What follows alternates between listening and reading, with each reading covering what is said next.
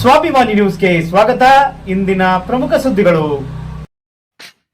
ಸಿದ್ದಾಪುರ ತಾಲೂಕಿನ ಮಗದೂರಿನ ಪುನೀತ್ ರಾಜ್ಕುಮಾರ್ ಅನಾಥಾಶ್ರಮಕ್ಕೆ ಸಿರ್ಸಿಯ inner wheel ಪದಾಧಿಕಾರಿಗಳು ಭೇಟಿ ನೀಡಿ ದಿನಬಳಕೆ ವಸ್ತುಗಳು ಮತ್ತು ಆಹಾರ ಸಾಮಗ್ರಿಗಳನ್ನು ವಿತರಣೆ ಮಾಡಿದರು.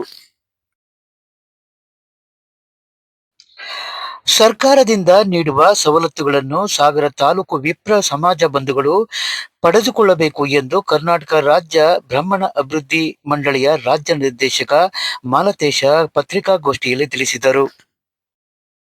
ಶರಾವತಿ ಪಂಪ್ ಸ್ಟೋರೇಜ್ ಯೋಜನೆ ವಿರೋಧಿಸಿ ರೈತ ಸಂಘ ಸಾಗರದಲ್ಲಿ ಹಮ್ಮಿಕೊಂಡಿದ್ದ ಪ್ರತಿಭಟನೆಯಲ್ಲಿ ಕೆಆರ್ಎಸ್ ಪಕ್ಷದ ರಾಜ್ಯಾಧ್ಯಕ್ಷ ರವಿಕೃಷ್ಣ ರೆಡ್ಡಿ ಭೇಟಿ ನೀಡಿ ಬೆಂಬಲ ವ್ಯಕ್ತಪಡಿಸಿದರು. ನಾವು ರೋಟರಿ ಕ್ಲಬ್ ಇದೆಲ್ಲ, ರೋಟರಿ ಕ್ಲಬ್ ಬಗ್ಗೆ ಗೊತ್ತಿರ್ಬೇಕಲ್ಲ ನಿಮ್ಗೆ. ಅದರದ್ದು ಒಂದು ಲೇಡೀಸ್ ವಿಂಗ್, ನಾವು ಹೆಂಗಸರದ ಒಂದು ಸಂಸ್ಥೆ, ಇನ್ನರ್ ವೀಲ್ ಕ್ಲಬ್ ನಮ್ದು ಸಿರ್ಸಿ ಊರು, inner wheel club of Sirsi heritage ಅಂತ ಹೇಳಿ ನಾವು ಆ ಕ್ಲಬ್ ನಿಂದ ಬಂದಿದ್ದೇವೆ. ನಾವೆಲ್ಲರೂ ಒಂದೇ ಸಮಾನ ಮನಸ್ಕರು ಸೇರಿ ಒಂದು ಕ್ಲಬ್ ಮಾಡ್ಕೊಂಡು ಇಂತ ಒಂದು ಸಣ್ಣ ಸಣ್ಣ ಸಮಾಜ ಸೇವೆಯನ್ನ ಮಾಡ್ತಿದ್ದೇವೆ. ನಾವೊಂದು ಸ್ವಲ್ಪ ದಿನ ಹಿಂದೆ ಬಂದೋಗಿದ್ವಿ, ನಿಮ್ಮ ಆಶ್ರಮದ ಬಗ್ಗೆ ನಾವು ಕೇಳಿದ್ವಿ. ಹಾಗಾಗಿ ಇಲ್ಲಿ ಒಂದ್ಸಲ ನೋಡ್ಕೊಂಡು ಹೋಗಿದ್ವಿ. ಏನಾದ್ರೂ ಮಾಡ್ಬೇಕು ಅನ್ನುವಂತ ಒಂದು ಮನಸ್ಸಿನಲ್ಲಿ ನಾವು ವಿಚಾರ ಮಾಡ್ತಾ ಇರುವಾಗ ನಮ್ಮ ಕ್ಲಬ್ಬಿನ ಎಲ್ಲ ಸದಸ್ಯರು ಸ್ವಲ್ಪ ದಾನ ಕೊಟ್ರು. ಎಲ್ಲ ಸೇರಿ ನಾವು ನಿಮ್ಗೆ ಇದನ್ನೆಲ್ಲ ಬ್ಲಾಂಕೆಟ್ಸ್ ಗಳನ್ನ ಮತ್ತು ಕಿರಾಣಿ ಸಾಮಾನುಗಳನ್ನ ಎಲ್ಲ ಒಂದು ಸಣ್ಣ ಸೇವೆಯನ್ನ, ಸಣ್ಣ ಸಹಾಯ ಮಾಡ್ತಾ ಇದ್ದಾರೆ. ನಿಮ್ಮ ಸರ್ ನಾಗರಾಜ್ ಸರ್ ಅವ್ರ ದಂಪತಿಗಳಿಬ್ರು ಒಳ್ಳೆ ಕೆಲಸ ಮಾಡ್ತಾ ಇದ್ದಾರೆ, ಚೆನ್ನಾಗಿ ನೋಡ್ಕೊತಾ ಇದಾರಲ್ಲ, ಒಳ್ಳೆ ಕೆಲಸ ಮಾಡ್ತಾ ಇದಾರೆ. ಅವ್ರ ಜೊತೆಗೆ ಒಂಚೂರು ಕೈ ಜೋಡಿಸುವ ಅಂತೇಳಿ ನಾವು ಈ ಒಂದು ಸಣ್ಣ ಸೇವೆಗಾಗಿ ಇವತ್ತು ಬಂದಿದ್ದೇವೆ. ನಿಮ್ ಜೊತೆ ಇದ್ದಿದ್ದು ನಮಗೂ ಖುಷಿಯಾಗಿದೆ. ನೀವೆಲ್ಲರೂ ಚೆನ್ನಾಗಿರಿ. ನಮ್ಮ ಹತ್ರ ಇನ್ನು ಮುಂದೆನೂ ಸಹ ನಾವು ನಿಮ್ಗೆ ಸಹಾಯ ಮಾಡ್ತೇವೆ ನಮ್ಮ ಕ್ಲಬ್ನ ಪರವಾಗಿ. ಇವತ್ತು ನನಗೆ ಖುಷಿ ಆಗ್ತಾ ಇದೆ. ನನ್ನ ಕಟಿಂಗ್ ಶೇವಿಂಗ್ಸ್ ಅವರೇ ಮಾಡಿದ್ದಾರೆ. ಹೌದಾ? ನಾನೀಗ ಬಂದು 1 ತಿಂಗಳಾಯ್ತು. ನನಗೆ ಇವರು ನಾಗರಾಜ್ ನಾಯ್ಕರು, ಮಮತಾ ನಾಯ್ಕರು ಆಶ್ರಯ ಕೊಟ್ಟಿದ್ರು. ನಾನು ಮೈಸೂರಲ್ಲಿ ಒಂದು 5.5 ವರ್ಷ ಇದ್ದೆ. ಆಮೇಲೆ ಬೆಂಗಳೂರಲ್ಲೂ ಇದ್ದೆ, ಒಂದು 25-30 ವರ್ಷ ಬೆಂಗಳೂರಲ್ಲಿ ಇದ್ದೆ. ನಾನು ದೇಶ ವಿದೇಶದೆಲ್ಲ ಹೋಗಿ ಸುತ್ಕೊಂಡ್ಬಂದೆ. ನನಗೆ ಮದುವೆ ಆಗಿದೆ, ಮಕ್ಕಳಾಗಿದೆ. ನನಗೆಲ್ಲರೂ ಕೈ ಬಿಟ್ರು. ನನಗೆ ಕೈ ಬಿಟ್ಟಿದ್ದು ಸಾಗರದಲ್ಲಿ 2.5 ವರ್ಷ ಇದ್ದೆ. ಈಗ ಅಲ್ಲಿಯೂ ಅವ್ರಿಗೆ ಏನೋ ಸಮಸ್ಯೆ ಆಯ್ತು, ಆ ಸಂಸ್ಥೆ ಕ್ಲೋಸ್ ಆಯ್ತು. ಹಾಗಾಗಿ ನನಗೆ ಜಾಗ ಇಲ್ಲದವಾಗ ನಾನು ಇವ್ರಿಗೆ ನಾಗರಾಜ್ ನಾಯ್ಕ ಬ್ರಹ್ಮ ಸ್ನೇಹಿತರ ಮುಖಾಂತರ ಫೋನ್ ಮಾಡಿ ನಾನೇ ಫೋನ್ ಮಾಡಿದೆ. ಇಲ್ಲಿ ಬಂದ್ ಮಾಡಿದ್ದಾರೆ. ನನಗೆ ಅವ್ರ ಸಂಸ್ಥೆ ಮುಖಾಂತರ ನನಗೆ ಆಶ್ರಯ ಕೊಟ್ಟು ಬಂದಾಗ ನನಗೆ ಅವ್ರಿಗೆ ಫಸ್ಟ್ ಮೊದಲಾಗ ನಾನು ಅವ್ರಿಗೆ ಧನ್ಯವಾದ ಅನಿಸ್ತೀನಿ. ಆಮೇಲೆ ಅವ್ರ ಮುಖಾಂತರ ಸಂಸ್ಥೆ ನಡೆಸಿದ್ರೆ ನೀವು ಬಂದಿದ್ದಕ್ಕೆ ನಿಮಗೆ, ರೋಟರಿ ಕ್ಲಬ್ನವರಿಗೆ, ನಿಮಗೆ ಸದಸ್ಯರಿಗೆ ಎಲ್ಲರಿಗೂ ಧನ್ಯವಾದ ಕಳಿಸ್ತೀನಿ. ಅವರಿಗೆ ಭಗವಂತ, ನಿಮಗೆ ನಮ್ಮ ನಾಗರಾಜ್ ನಾಯ್ಕ, ಮಮತಾ ನಾಯ್ಕರಿಗೆ ಇನ್ನೂ ಶಕ್ತಿ ಕೊಡ್ಲಿ. ಭಗವಂತ ಅವರಿಗೆ ಧೈರ್ಯ, ಆಯುಷ್ಯ, ಆರೋಗ್ಯ ಕೊಟ್ಟು, ನಿಮಗೂ ಎಲ್ಲ ಸದಸ್ಯರು ಕೊಟ್ಟು ಭಗವಂತ ಚೆನ್ನಾಗಿಡ್ಲಿ.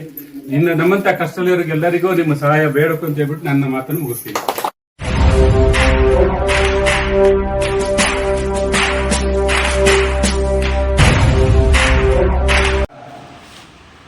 ನಡೀತಾ ಇರ್ತಕ್ಕಂಥ ಕೆಲವು ಯೋಜನೆಗಳು ಮತ್ತೆ ಕಡೆಯ ದಿನಾಂಕವನ್ನು ತಿಳಿಸೋದ್ರ ಮೂಲಕ ಜನಗಳಿಗೆ ಮಾಹಿತಿ ತಲುಪಿಸಿದ್ರೆ ಮತ್ತು ಯಾವುದಕ್ಕೆ ಮಾನದಂಡವಾಗಿರುತ್ತೆ ಏನು ಅನ್ನೋದನ್ನ ವಿಚಾರವನ್ನು ಒಂದು ಸಣ್ಣದಾಗಿ ನಿಮಗೆ ಹೇಳಲಿಕ್ಕೆ ಬಯಸ್ತೀನಿ. ಮೊದಲು ನಮ್ಮ ವಿಪ್ರ ಬಾಂಧವರು ನನ್ನ ಮೊದಲನೇ ಪ್ರಾರ್ಥನೆ, ಸಂಕೋಚ ಬಿಡಿ. ಸಂಕೋಚ ಬಿಟ್ಟು ಮುಂದೆ ಬಂದು ಅರ್ಜಿ ಹಾಕಿ. ನಿಮಗೆ ಯಾವುದೇ ಒಂದು ಯೋಜನೆಗೂ ಅರ್ಜಿ ಹಾಕೋಕ್ಕೂ ಮುಂಚೆ EWS ಸರ್ಟಿಫಿಕೇಟ್ ತುಂಬ ಮುಖ್ಯ ಆಗಿರುತ್ತೆ. ಆರ್ಥಿಕವಾಗಿ ಹಿಂದುಳಿದ ಬ್ರಾಹ್ಮಣ ಜನಾಂಗ ಅನ್ನುವಂಥ ಒಂದು ದೃಢೀಕರಣ ಪತ್ರವನ್ನು ಪ್ರತಿಯೊಂದು ತಹಸೀಲ್ದಾರ್ ಕಚೇರಿಯಿಂದ ಅರ್ಜಿದಾರರಿಗೆ ಕೊಡ್ತಾರೆ. ನೀವು EWS ಸರ್ಟಿಫಿಕೇಟ್ ತಗೊಂಡ ನಂತರ ಅದರ ಜೊತೆಗೆ ಒಂದು ಆಧಾರ್ ಕಾರ್ಡ್ನೊಂದಿಗೆ ಆನ್ಲೈನ್ನಲ್ಲಿ ನೀವು ಯಾವ ಯೋಜನೆಗೆ ಅರ್ಜಿ ಹಾಕಲಿಕ್ಕೆ ಇಚ್ಛೆ ಪಡ್ತೀರಿ ಅಲ್ಲಿ ನೀವು ಮೆನ್ಷನ್ ಮಾಡೋದು ಹಾಕಬೇಕು ಅಷ್ಟೇ. ಈಗ ನೋಡಿ, ತುಂಬ ಜನಕ್ಕೆ ಅವಶ್ಯಕತೆ ಇರುವಂತಹ ವಿದ್ಯಾರ್ಥಿಗಳಿಗೆ ಏನಪ್ಪ ಅಂತಂದರೆ ಸಾಂದೀಪಿನಿ ಶಿಷ್ಯ ವೇತನ ಅಂತ ಇದೆ. ಈ ಸಾಂದೀಪಿನಿ ಶಿಷ್ಯ ವೇತನ ಮೊದಲನೇ PUC ಇಂದ ಹಿಡಿದು ಡಿಗ್ರಿ ವಿದ್ಯಾರ್ಥಿ ತನಕ ನೀವು ಸಲ ರಿಜಿಸ್ಟರ್ ಮಾಡಿದರೆ ಸಾಕು. ಮೊದಲನೇ PUC ಡಿಗ್ರಿ ತನಕನೂ ಕೂಡ ಆ ಮಗುವಿಗೆ ಪ್ರತಿ ವರ್ಷ 15,000 ರೂಪಾಯಿಗಳ ಒಂದು ಪ್ರೋತ್ಸಾಹ ಧನವನ್ನು ನಮ್ಮ ಸರ್ಕಾರ ಕೊಡ್ತಾ ಇದೆ. ಆದರೆ ನೀವು ಒಂದ್ಸಲ ರಿಜಿಸ್ಟರ್ ಮಾಡಿದರೆ ಎಲ್ಲ ವರ್ಷವೂ ಬರುತ್ತಾ ಅಂತ ಅಲ್ಲ. ಪ್ರತಿ ವರ್ಷವೂ ಕೂಡ ನಿಮ್ಮ ಡಬ್ಲ್ಯೂ ರಿನ್ಯೂವಲ್ ಮಾಡಿ ಹಾಕಬೇಕಷ್ಟೇ. ನೀವು ಆ ಖಾತೆ ಸಂಖ್ಯೆ ಮೊದಲು ಕೊಟ್ಟಿರ್ತೀರಿ, ಆಮೇಲೆ ನೀವು ಬೇಕಾದ ದಾಖಲೆಗಳು ಇರುತ್ತೆ, ಅದನ್ನೆಲ್ಲ ಕಂಟಿನ್ಯೂಷನ್ ಆಗುತ್ತೆ.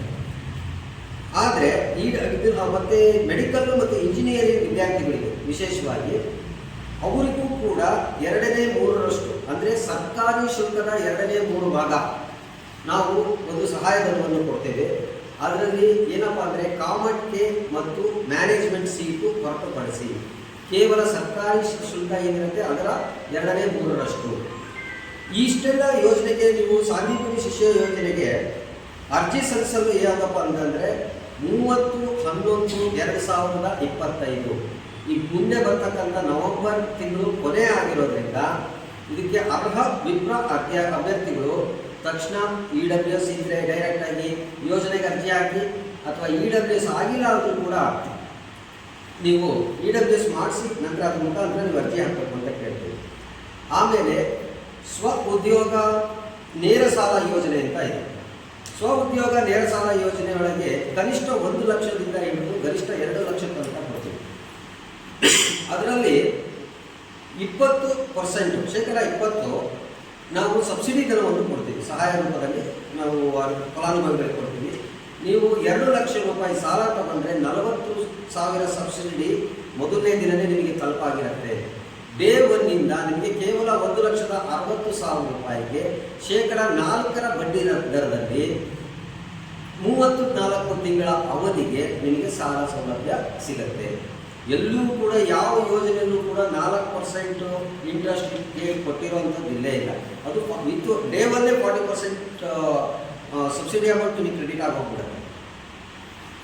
ಈ ಒಂದು ಸಾಲ ಯೋಜನೆ ಯಾರಿಗಪ್ಪ ಅಂತಂದರೆ, ಯಾರಾದರೂ ಗೃಹ ಕೈಗಾರಿಕೆ, ಟೈಲರಿಂಗ್ ಇರ್ಬೋದು, ನೀವು ಯಾರೋ ಆಟೋ ಓಡಿಸ್ತೀನಿ, ಇಲ್ಲ ನಾನು ಟ್ಯಾಕ್ಸಿ ತೊಗೋತೀನಿ, ಸಣ್ಣ ಉದ್ಯಮ ನಾನೇನೋ ಮಾಡ್ತೀನಿ, ಮನೇಲಿ ಪೇಂಟಿಂಗ್ ಮಾಡ್ತಾ ಇದ್ದೀನಿ, ಇಲ್ಲ ಯಾವುದೋ ಒಂದು ಸ್ಮಾಲ್ ಸ್ಕೇಲ್ ಇಂಡಸ್ಟ್ರಿ, ಮನೆಯಲ್ಲಿ ಚಟ್ನಿ ಪುಡಿ ಮಾಡಿ ಬದುಕ್ತೀನಿ, ಯಾರೇ ಆದರೂ ಕೂಡ ನಿಮಗೆ ಇದಕ್ಕೆಲ್ಲ ಯಾವುದೂ ದೃಢೀಕರಣ ಪತ್ರ ಬೇಡ.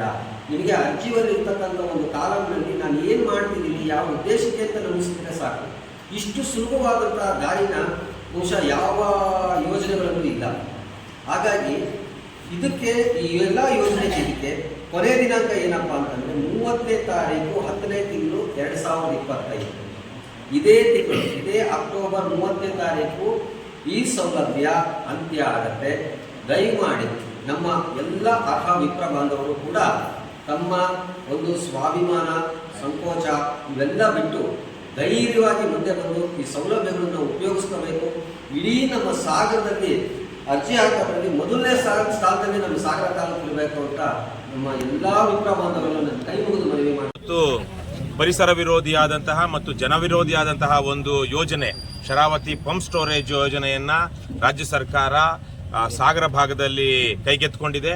ಸುಮಾರು ಈಗಾಗಲೇ ಹೇಳಿರುವ ಹಾಗೆ 10,000 ಕೋಟಿ ರೂಪಾಯಿಗಳ ಪ್ರಾಜೆಕ್ಟ್ ಇದು ಅಂತ ಹೇಳಲಾಗ್ತಿದೆ. ಮತ್ತು ಯಾವುದೇ ಒಂದು ಕಾಮಗಾರಿ ಆರಂಭವಾಗದೇನೆ ಈಗಾಗಲೇ 800 ಕೋಟಿ ರೂಪಾಯಿಗಳ ಬಿಡುಗಡೆ ಆಗಿದೆ. ಇಲ್ಲಿ ಜಲವಿದ್ಯುತ್ ಯೋಜನೆಯಲ್ಲಿ ಕೆಳಗಡೆಯಿಂದ ನೀರನ್ನ ಮೇಲಕ್ಕೆತ್ತಿ ಮತ್ತೆ ಆ ನೀರನ್ನೇ ಬಳಸಿ ವಿದ್ಯುತ್ ಉತ್ಪಾದನೆ ಮಾಡುವಂತಹದ್ದು. ಬಹುಶಃ ನಾನು ಹಲವಾರು ದೇಶಗಳನ್ನು ನೋಡಿದ್ದೀನಿ, ದೇಶಾದ್ಯಂತ ಓಡಾಡಿದ್ದೀನಿ. ಪ್ರಪಂಚದಲ್ಲಿ ಇಂತಹ ಒಂದು ಯೋಜನೆಯನ್ನ ನಾನು ಇಲ್ಲಿ ತನಕ ಕೇಳಿರಲಿಲ್ಲ. ಕಂಡರಿಯದ ಕೇಳರಿಯದ ಯೋಜನೆ ಇದು. ಕೇವಲ ಇವತ್ತಿನ ಕಾಲದಲ್ಲಿ ನಮಗೆಲ್ಲ ಗೊತ್ತಿರೋ ಹಾಗೆ ಕಾಂಕ್ರೀಟ್ ಅಂದ್ರೆ ಭದ್ರವಾದ ಯೋಜನೆ ಅಂತಲ್ಲ, ಸಿಮೆಂಟು, ಜಲ್ಲಿ, ಮರಳು ಹಾಕುವಂತಹ ಯೋಜನೆಗಳಿಗೆ ಸರ್ಕಾರಗಳು ಅಥವಾ ರಾಜಕಾರಣಿಗಳು, ಅಧಿಕಾರಿಗಳು ಆಸಕ್ತರಿರ್ತಾರೆ. ಅಂತಹ ಒಂದು ಯೋಜನೆ ಇದು ರಾಜ್ಯದ ಜನಸಾಮಾನ್ಯರ ತೆರಿಗೆ ಹಣದಲ್ಲಿ ಲೂಟಿ ಹೊಡೆಯುವಂತಹ, ತೆರಿಗೆ ಹಣವನ್ನ ಲೂಟಿ ಹೊಡೆಯುವಂತಹ ಯೋಜನೆ.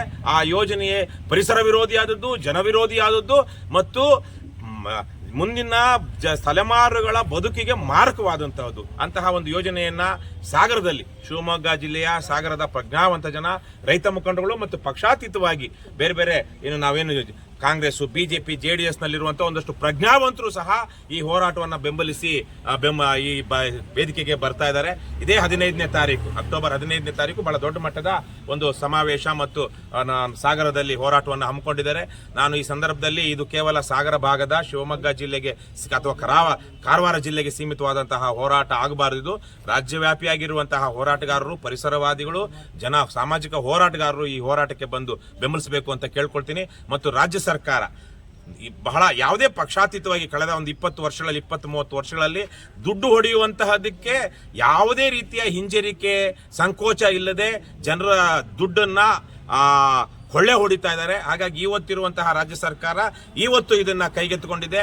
ಇದನ್ನ ಇಲ್ಲಿಗೆ ನಿಲ್ಲಿಸಬೇಕು ಮತ್ತು ಇದಕ್ಕಿಂತ ಉತ್ತಮವಾದಂತಹ ವಿದ್ಯುತ್ ಉತ್ಪಾದನೆ ಮಾಡುವಂತಹ ಯೋಜನೆಗಳು ಮಾದರಿಗಳು ಬೇರೆ ಬೇರೆ ಇವೆ. ದಯವಿಟ್ಟು ಅದನ್ನ ಮಾಡಿ ಆ ಮೂಲಕ ಒಂದಷ್ಟು ಜನಪರವಾದಂತಹ ಮತ್ತು ಜವಾಬ್ದಾರಿಯುತವಾದಂತಹ ಆಡಳಿತವನ್ನ ಕೊಡಿ ಅಂತ ನಾನು ಈ ಸಂದರ್ಭದಲ್ಲಿ ಸರ್ಕಾರವನ್ನ ಆಗ್ರಹಿಸ್ತೇನೆ.